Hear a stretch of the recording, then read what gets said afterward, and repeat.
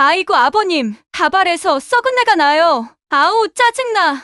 여보, 창문 좀 열어. 아침부터 며느리 미진이가 팔짱을 낀 채 싸늘한 눈으로 노려보며 말을 이었습니다. 아버님, 그 가발 언제 세탁하셨어요? 냄새가 너무 심해서 밥맛이 뚝 떨어지네요. 좀 치우고 드시면 안 될까요?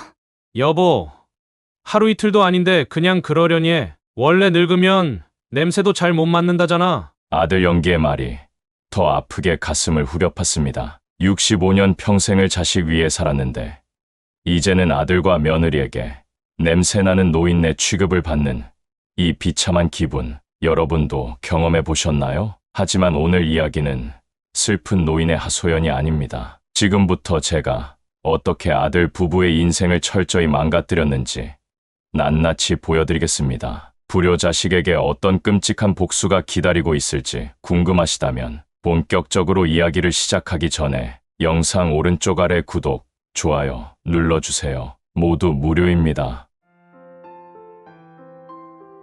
저는 올해 65, 박영수입니다. 30년간 작은 구두 수선 가게를 운영하며 악착같이 살아왔습니다. 아내가 먼저 세상을 떠난 후 저에겐 오직 아들 연기뿐이었죠. 하나뿐인 아들 연기를 위해서라면 몸이 부서져라 일을 했고 무릎이 망가지는 것도 몰랐습니다. 결국 무릎 수술을 받게 됐고 더는 구두 수선 일을 하지 못하게 됐습니다. 다행히 수술은 잘 되었지만 혼자 생활하는 게 힘들어지자 아들 연기와 며느리 미진이가 자기네 집으로 불렀습니다. 처음엔 참 좋았습니다. 며느리 미진이가 싹싹하게 굴며 웃던 모습이 아직도 선명합니다. 아버님, 이제 저희 집에서 편히 지내세요. 제가 다 챙겨드릴게요. 저는 그 말이 어찌나 고마웠던지 평생 일하며 모은 돈으로 아들 연기에게 식당까지 차려주며 아들 내외와 함께할 노후를 꿈꿨습니다. 그땐 그 모든 게 행복이었습니다. 하지만 행복은 오래가지 않았습니다. 시간이 지나자 며느리 미진의 본 모습이 조금씩 드러나기 시작했습니다. 처음엔 작은 불만, 작은 짜증에서 시작된 일이었죠. 제가 병원 다녀오는 횟수가 잦아지자 며느리가 먼저 불평을 터뜨렸습니다. 아버님, 병원 가시는 택시비며 병원비며 정말 부담스럽네요. 좀 줄이시면 안 돼요? 아들 연기는 이런 며느리 눈치만 볼 뿐 말 한마디 제대로 못하고 있었습니다. 저는 점점 이 집에서 눈치 보는 사람이 되어갔습니다. 그러던 어느 날이었습니다. 가발이 사라진 것을 눈치챈 건 아침에 머리를 감고 나왔을 때였습니다. 항상 놓아두던 자리에 없어진 겁니다. 미진아, 내 가발 못 봤니? 아버님, 가발이요? 전 못 봤는데요. 어디 두셨다가 잊어버리신 거 아니에요? 온 집안을 샅샅이 뒤졌지만 끝내 가발은 보이지 않았습니다. 미진아, 정말 내 가발 못 봤니? 꼭 찾아야 하는데. 아버님, 몇 번을 말씀드려요. 가발 같은 거 본 적 없다니까요? 요즘 자꾸 건망증이 심해지시는 것 같은데 병원에서 치매 검사도 한번 해보시는 게 어때요? 순간 눈앞이 아득해졌습니다. 이제는 멀쩡한 나를 치매 환자 취급까지 하고 있었습니다. 그날 이후 저는 이 가족에게 더는 존중받지 못하고 있음을 깨닫게 되었습니다. 무릎이 아픈 것보다 제 자존심이 무너져 내리는 아픔이 더 컸습니다. 며느리 미진은 날이 갈수록 대놓고 저를 무시하기 시작했습니다. 제가 거실에 앉아 있으면 청소기를 일부러 제 발에 툭툭 부딪히며 짜증스럽게 말하곤 했죠. 아버님, 하루 종일 그렇게 앉아만 계시면 저도 청소하기 곤란해요. 방으로 좀 들어가세요. 그 말에 화가 치밀어 올랐지만 저는 아들과의 평화를 위해 애써 참았습니다. 그런데 제 인내심을 시험하기라도 하듯 며느리는 점점 더 과감해졌습니다. 어느 날 저녁 식사 시간이 되어 밥상을 보니 반찬이 제가 도저히 먹기 힘들 정도로 차갑고 초라했습니다. 며느리 눈치를 보다가 조심스럽게 말했습니다. 미진아, 반찬이 차갑네. 데워줄 수 있겠니? 그러자 미진은 귀찮다는 듯 눈썹을 찌푸리며 말했습니다. 어머, 제가 아버님만 챙길 여유가 어디 있어요. 싫으면 드시지 마세요. 한 끼 굶는다고 큰일 나는 것도 아니잖아요? 아들 연기는 제 눈을 피하며 묵묵히 밥만 먹을 뿐이었습니다. 저는 숟가락을 놓고 말없이 방으로 들어왔습니다. 속에서 끓어오르는 분노와 허탈감에 한참을 멍하니 천장만 바라봤습니다. 그때였습니다. 밖에서 며느리와 아들의 목소리가 들렸습니다. 며느리가 한숨을 쉬며 말했습니다. 자기야, 저 인간 언제까지 우리랑 같이 사는 거야?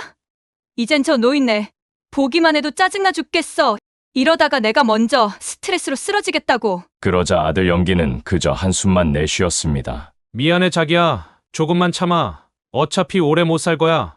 나이도 있고 몸도 안 좋으니까 감기라도 걸리면 바로 요양병원에 보내버리면 돼. 순간 제 귀를 의심했습니다. 평생을 희생하며 키운 제 아들이 그런 말을 하다니 가슴이 무너져 내렸습니다. 눈앞이 아득해졌고 손이 부들부들 떨렸습니다. 그날 밤 저는 한숨도 자지 못했습니다. 다음 날 아침 정신을 가다듬고 조용히 밖으로 나왔습니다. 복도를 지나 아파트 쓰레기장 옆을 지나는 순간 눈에 익은 물건이 제 발을 멈추게 했습니다. 제가 그토록 찾았던 가발이 쓰레기통 옆에 덩그러니 버려져 있었습니다. 며느리 미진이 거짓말을 한 것이었습니다. 가발을 집어드는 순간 그동안 참아왔던 분노가 마침내 폭발했습니다. 저는 결심했습니다. 그래, 이제부터 너희는 내 자식이 아니다. 너희가 날 버렸듯 나도 너희를 깨끗이 버려주겠다. 저는 바로 다음 날부터 차분히 계획을 세웠습니다. 아들에게 식당을 차려줄 때 저는 혹시나 하는 마음에 제 이름으로 건물 명의를 해두었습니다. 저 혼자만 아는 사실이었죠. 아들 연기는 평생 모르고 살았습니다. 며칠 뒤 저는 미리 연락해둔 부동산 중개업자와 만났습니다. 그리고는 아무런 망설임 없이 식당 건물을 매물로 내놓았습니다. 사장님, 정말 괜찮으시겠어요? 아드님이 운영 중이신데. 부동산 업자가 우려 섞인 목소리로 물었지만 저는 차갑게 대답했습니다. 상관없습니다.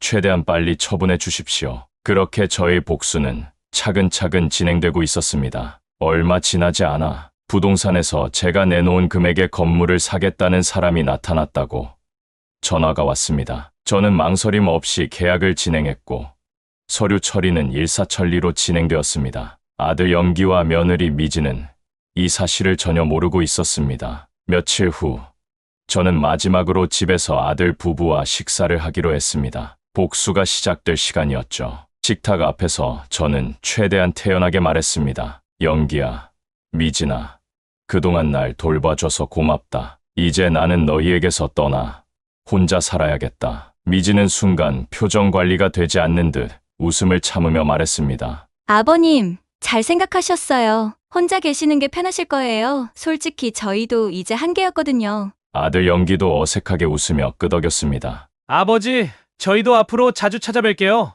너무 섭섭하게 생각 마세요. 저는 그런 둘을 보며 미소를 지었습니다. 그 미소의 의미를 아직 둘은 몰랐겠죠. 식사를 마치고 현관에서 나갈 때 며느리가 마지막으로 웃으며 내뱉은 말이 제 귓가에 맴돌았습니다. 아버님, 가발 잘 챙기세요. 잃어버리고 또 저희 탓하지 마시고요. 저는 돌아서서 며느리를 바라보며 차갑게 대답했습니다. 미진아, 너희도 앞으로 잘 챙겨라. 나 없다고 후회하지 말고. 이제 곧 그들에게 다가올 지옥문을 생각하니 제 마음은 시원하기 그지없었습니다. 그리고 이틀 후 이른 아침부터 아들 연기의 전화가 울렸습니다. 다급하고 충격적인 목소리가 귀에 선명하게 들렸습니다. 아버지, 이게 도대체 어떻게 된 일이에요? 식당 건물이 팔렸다는데 무슨 말이에요? 저는 미소를 지으며 아주 천천히 대답했습니다. 그래, 내가 팔았다. 아버지, 농담하시는 거죠? 어떻게 그런 중요한 결정을 저희와 상의도 없이 하세요? 그 식당이 저희한텐 전부인데 갑자기 어디로 가라고요? 내가 너희와 상의해야 할 이유가 있니? 어차피 그 식당 건물은 처음부터 내 명이었어. 내가 마음대로 처분할 수 있다는 거 모르고 살았니? 연기의 목소리가 분노와 당황으로 떨렸습니다. 아버지, 그래도 그렇지. 우리 가족인데 이러시면 안 되잖아요. 가족. 너희가 언제부터 날 가족으로 여겼니? 가발 하나 버리고 사람 하나 병신으로 만들던 게 가족이었냐? 이제부터 나도 너희를 가족으로 생각하지 않을 테니 너희도 그렇게 살아라. 전화 너머에서 며느리 미진이 비명을 지르는 소리가 들렸습니다. 아버님, 정말 너무하세요. 사람이 어떻게 이럴 수가 있어요? 사람이 어떻게 이럴 수 있냐고? 너희가 먼저 나한테 뭘 했는지 기억 안 나니? 내 가발 버리고 거짓말하고 나를 치매 환자로 몰았던 건 누구였지? 그 뻔뻔한 얼굴로 더 이상 나한테 가족 운운하지 마라. 통화를 끊고 그날 바로 미리 알아봐 두었던 경기도 가평의 조용한 전원주택으로 향했습니다. 며칠 뒤 아들 부부가 운영하던 식당은 완전히 문을 닫았습니다. 새 주인이 들어오며 영기와 미진은 하루아침에 식당을 잃고 길거리에 나앉게 됐습니다. 영기는 급하게 받은 대출금을 상환할 길이 막히자 사채까지 손을 대며 상황은 더욱 심각해졌습니다. 결국 부부가 살던 아파트마저 처분할 수밖에 없었죠. 그들의 인생이 한순간에 나락으로 떨어졌다는 소식을 듣고 저는 차 한 잔을 마시며 창밖의 정원을 바라봤습니다. 오랜만에 느끼는 평화였습니다. 그렇게 몇 주가 흐르고 가평의 집에서 평화로운 오후를 보내고 있을 때였습니다. 현관문을 두드리는 소리가 들렸습니다. 초췌한 얼굴을 한 영기와 미진이 저를 보자마자 무릎을 꿇고 흐느끼기 시작했습니다. 아버지, 정말 잘못했어요. 제발 용서해 주세요. 다시는 그런 실수 안 할게요. 아버님, 제발 다시 한 번만 저희에게 기회를 주세요. 너무 죄송해요. 그들의 눈물, 절규, 초라한 모습이 전혀 불쌍하지 않았습니다. 오히려 그동안 제가 받았던 모욕과 멸시의 기억만 선명하게 떠올랐죠. 죄송한데 누구시죠? 잘못 찾아오신 것 같은데. 아버지, 저예요. 아들 영기. 왜 그러세요? 영기가 누구죠? 전 그런 이름 가진 아들 없습니다. 믿기지 않는다는 듯 멍하니 바라보는 아들 내외를 뒤로 하고 무심하게 문을 닫았습니다. 문 밖에선 흐느끼는 소리가 한참이나 들려왔습니다. 하지만 제 마음은 조금도 흔들리지 않았습니다. 텃밭을 가꾸며 평온한 하루하루를 보내고 있던 어느 날 옆집 이웃이 말했습니다. 박 선생님, 집 앞에 이상한 사람들이 내일 찾아와서 기다리고 있어요. 무슨 일 있으세요? 아, 모르는 사람들이에요. 신경 쓰지 않으셔도 돼요. 그렇게 며칠이 흐르고 결국 그들은 제 집 앞에서 다시 한번 애원했습니다. 아버님, 제발 한 번만 기회를 주세요. 이제 정말 갈 데가 없어요. 저는 문도 열어주지 않고 단호하게 외쳤습니다. 갈 데가 없으면 너희가 버렸던 쓰레기통 옆에 나가 있어라. 그날 밤 저는 오랜만에 깊은 잠을 잤습니다. 이 복수를 하기 전까지 제 삶은 늘 불편하고 초라했지만 이제는 그 누구에게도 무시당하지 않을 자신감이 생겼습니다. 가평에서 평화로운 하루를 보내던 어느 날 영기에게서 전화가 왔습니다. 아버님, 제발 도와주세요. 대출금도 갚기 힘들고 미진이 우울증까지 왔어요. 그래, 그건 네 문제지. 나더러 어쩌라는 거니? 아버지, 제발요. 아이들 학비도 내야 하고. 학비, 내가 너 대학 보낼 때는 30년 동안 구두수선하며 무릎이 다 망가졌다. 너도 공사판에서 막노동을 그렇게 해보렴. 몇 달 후 영기에게서 또 전화가 왔습니다. 이번엔 완전히 무너진 목소리였습니다. 또 무슨 일이냐? 아버지, 저희 진짜 더 이상 방법이 없어요. 사채업자가 집까지 찾아와서 집에도 못 들어가고 있어요. 제발 한 번만 도와주세요. 아버지. 저는 잠시 침묵했습니다. 그리고 차가운 목소리로 대답했습니다. 내가 너한테 차려준 식당, 내가 너한테 준 모든 걸 잊고 나를 무시했을 때는 너희가 이렇게 될 줄 몰랐겠지. 내가 경고했었다. 후회하지 말라고. 미진이 전화기를 뺏어들더니 애원하기 시작했습니다. 아버님, 제가 정말 잘못했어요. 그때 제가 미쳤었나 봐요. 아버님을 너무 무시했어요. 다시는 그러지 않을게요. 제발 도와주세요. 저는 아무런 감정 없이 대꾸했습니다. 미진아, 사람은 변하지 않는단다. 내가 도와줘도 너희는 결국 또 나를 버릴 거야. 너희에게 줄 도움은 이제 없어. 그리곤 전화를 끊었습니다. 6개월이 지났습니다. 가평으로 내려온 후 저는 더 이상 외롭지 않았습니다. 아침이면 텃밭을 일구고 오후엔 차를 마시며 좋아하는 책을 읽었습니다. 동네 사람들과 인사도 나누고 가끔 마을회관에서 이웃들과 바둑을 두며 하루를 보내기도 했죠. 그러던 어느 날 오랜 친구 민수에게서 전화가 걸려왔습니다. 영수야, 네 아들 내외가 나한테 찾아와서 너한테 좀 전해달라더라. 아주 상태가 말이 아니던데. 이거 내가 중간에서 말을 해야 하나 말아야 하나 고민 많이 했어. 저는 짧게 한숨을 내쉬며 대답했습니다. 민수야, 네가 어떤 마음으로 말하는지는 알겠지만 나한텐 이미 끝난 일이야. 그 녀석들이 무슨 말을 했든지 간에 듣고 싶지 않아. 민수는 잠시 머뭇거리더니 말을 이었습니다. 그래도 네가 그토록 아끼던 아들이잖아. 며느리도 울면서 사과하더라. 이제 충분히 벌받았다고 생각하면 용서하는 것도 네 마음이 편하지 않겠냐?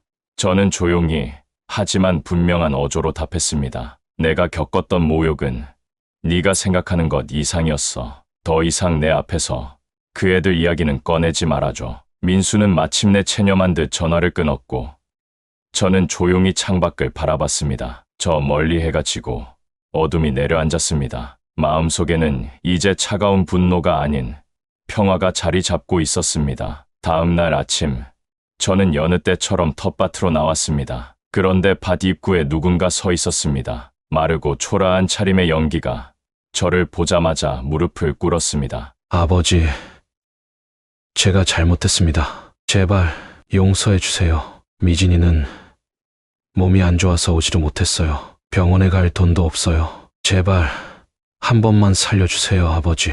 연기의 목소리는 완전히 망가져 있었습니다. 한때 제 모든 희생의 이유였던 아들이 이토록 초라한 모습으로 애원하고 있었습니다. 저는 천천히 입을 열었습니다. 연기야, 너는 아직도 네가 뭘 잘못했는지 모르는구나. 너는 내 가발을 버리고 나를 무시했던 일이 별거 아닌 일이라고 생각하겠지. 하지만 그때 내가 잃었던 건 가발이 아니었어. 내 자존심과 네 아버지라는 이름이었단다. 연기가 고개를 숙이고 흐느꼈습니다. 아버지, 제가 잘못했습니다. 다시는 안 그러겠습니다.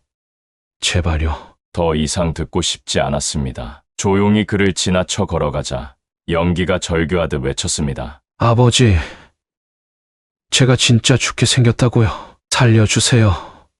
아버지.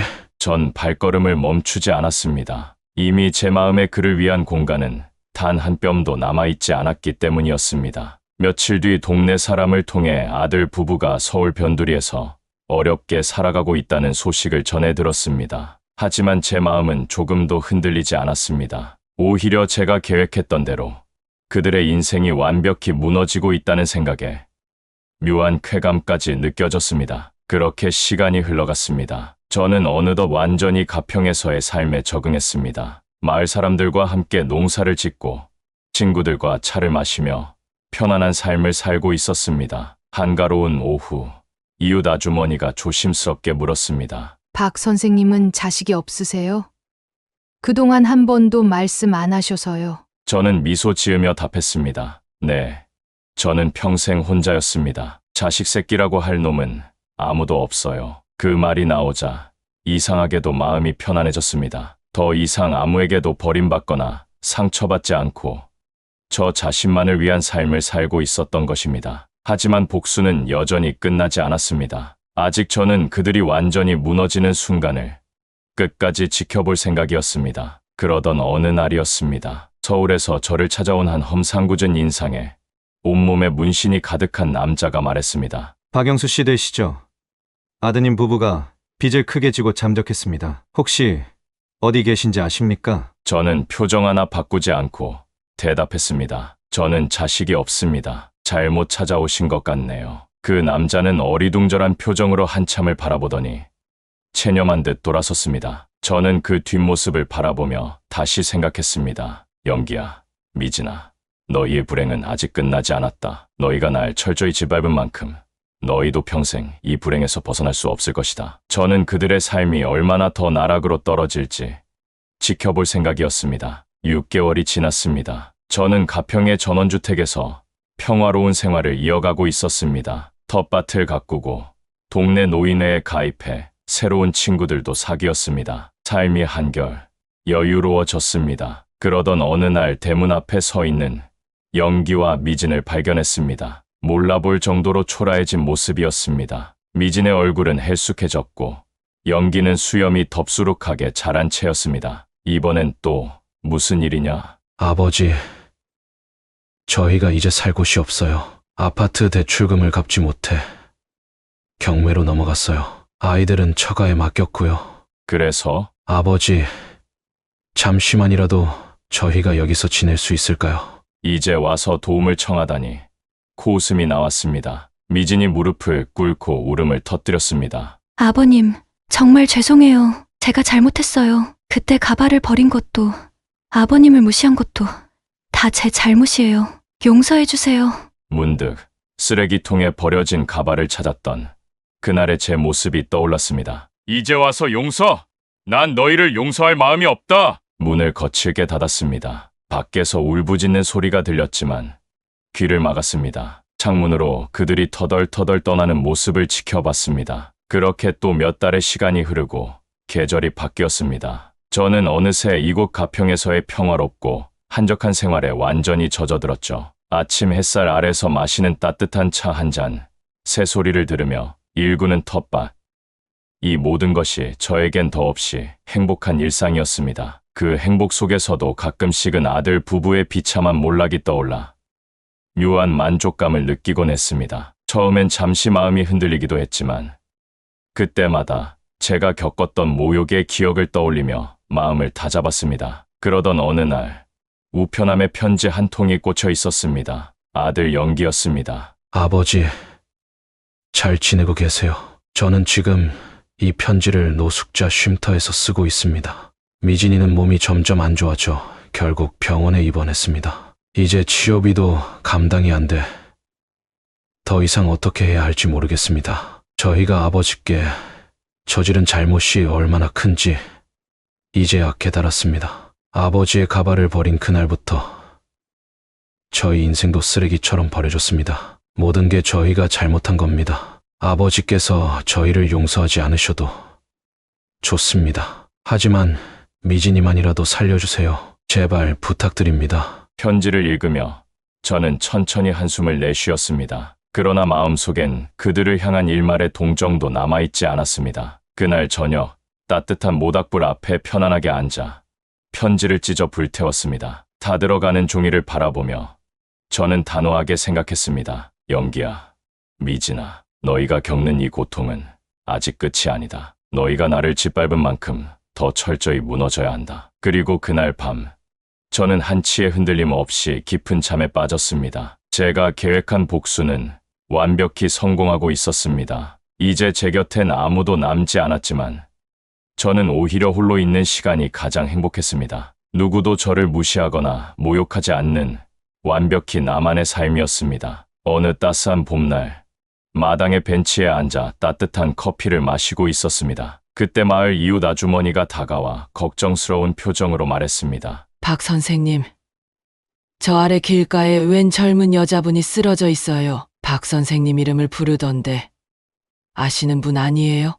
순간 며느리 미진이라는 생각이 들었습니다. 하지만 저는 표정 하나 변하지 않고 대답했습니다. 저와는 전혀 상관없는 사람일 겁니다. 신경 쓰지 마시고 경찰서에 연락해서 처리하시죠. 이웃 아주머니는 조금 의아해했지만 결국 더는 말하지 않고 돌아섰습니다. 다음 날 아침 저는 멀리 제주도로 여행을 떠났습니다. 혹시라도 아들 부부가 다시 저를 찾아오지 못하도록 제 흔적을 다시 한번 완벽히 지우기 위해서였습니다. 제주도로 향하는 1등석 비행기 안에서 저는 생각했습니다. 이 복수는 끝나지 않을 것이다. 너희가 나에게 준 상처가 영원히 지워지지 않는 한 너희가 고통받는 모습도 절대 잊지 않을 것이다. 이제 그들은 영원히 제 인생에서 지워졌습니다. 그렇게 제 새로운 삶이 시작되었습니다. 이젠 아무도 저를 무시하지 못합니다. 아무도 제 자존심을 짓밟을 수 없습니다. 제 마음은 오직 복수의 성공으로 얻은 평화와 자유만이 가득했습니다. 그리고 제가 바라던 대로 이 이야기는 결코 끝나지 않을 것입니다. 여러분, 이제 제가 했던 복수의 이야기를 모두 들으셨습니다. 며느리가 저를 무시하고 아들이 배신했던 그 순간, 제 가발을 버렸던 그 순간, 이미 복수는 예고되어 있었습니다. 여러분은 어떻게 생각하십니까? 혹시 여러분도 지금 나를 무시하고 짓밟는 가족 때문에 힘들어하고 있진 않으신가요? 그렇다면 기억하십시오. 절대로 참지 마십시오. 용서하지 마십시오. 반드시 복수하십시오. 당신의 자존심과 존엄성을 위해서 말입니다. 오늘 제 이야기를 끝까지 들어주셔서 진심으로 감사드립니다. 아직 구독과 좋아요, 알림 설정을 하지 않으셨다면 지금 눌러주시기 바랍니다. 다음에도 더욱 놀랍고 통쾌한 이야기로 여러분을 찾아뵙겠습니다. 시청해 주셔서 감사합니다.